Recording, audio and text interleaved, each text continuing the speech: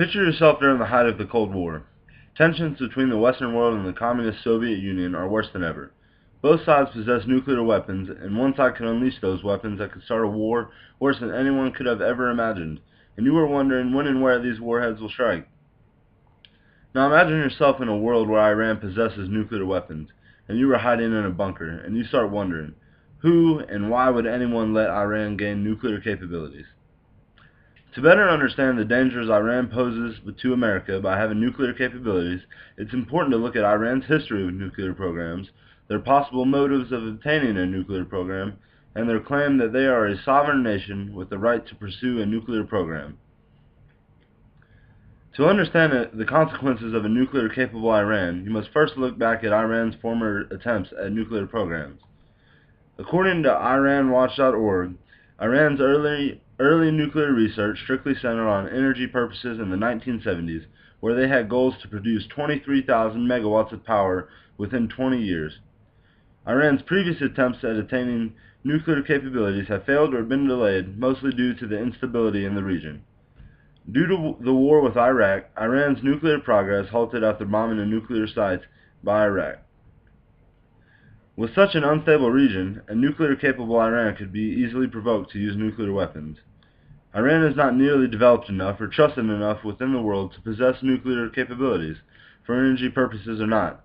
They do not have the technologies developed to handle a stable nuclear program. With such instability in the Middle East, Iran should not have nuclear capabilities or sites that will possibly provoke attacks within the region. Now that I have talked about some of the history of Iran and nuclear capabilities, we'll move on to my next point.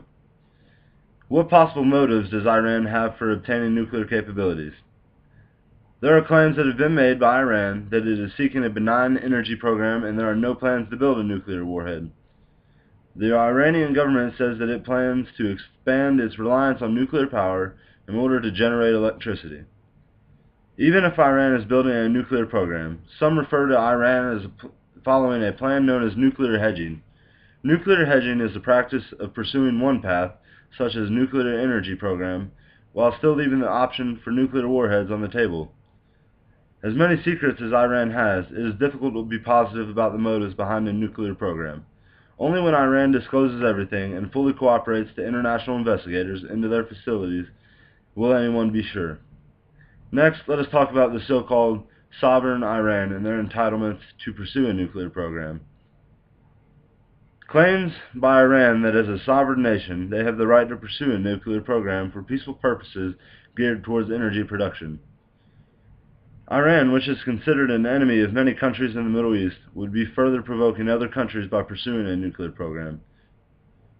By developing a nuclear program in a country as unstable and as a state sponsor of terror, Iran will be placing the region in a so-called state of war just because of the nations that will protect their own interests.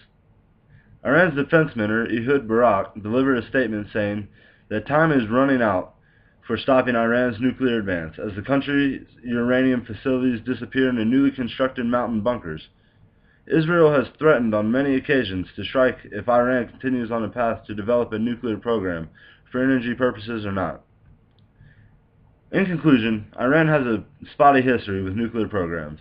Iran's possible motives for obtaining nuclear capabilities are unknown to the rest of the world, and Iran will provoke other nations to strike them if they continue to develop a sustainable nuclear program. What will the future hold for Iran's nuclear program? No one knows, and no one will know until Iran agrees to full negotiations to discuss the issues at hand. I hope that you feel more informed on the dangers of Iran possessing nuclear capabilities, and that you can start forming your own opinions on the matter. Thanks for listening.